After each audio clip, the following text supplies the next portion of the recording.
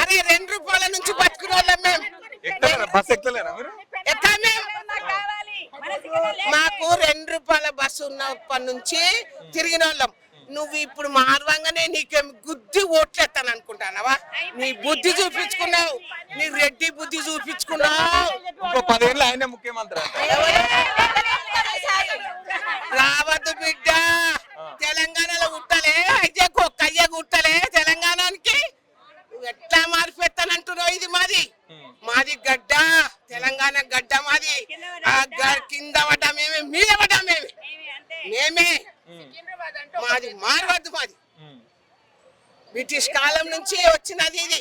ఇప్పుడు తుర్క రాజులు చేసినది. హైదరాబాద్, సికింద్రాబాద్, హైదరాబాద్ వెళ్ళి సికింద్రాబాద్ వెళ్ళి అది వాళ్ళది అట్లనే ఉండిపోవాలి. గోల్వయ మార్పు నీకు మార్పు అన్నాడు. ఏం మార్పు చేసిండు?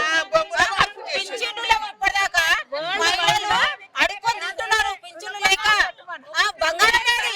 2500 ఏది? కేసీఆర్ ఇందిరమ్మ ఇల్లు, తర్వాత సన్న బియ్యం, ఇవన్నీ గురించి మాట్లాడరా? ఎన్టీ రామారావు కూడా 4 రూపాయలు చొప్పున సన్న బియ్యం ఇచ్చిండు ఆ కాలంలో.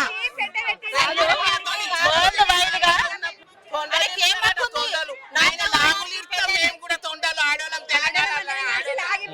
కేసీఆర్ అంటాడు ఆయన ముంగట బచ్చా, కేసీఆర్ ముంగట బచ్చా. ఆ బచ్చా బుద్ధి చూపిస్తున్నావు. నువ్వు ఏ అమెరికా పోయి ఏ బయట దేశంలో చదువుకొని వచ్చినావా?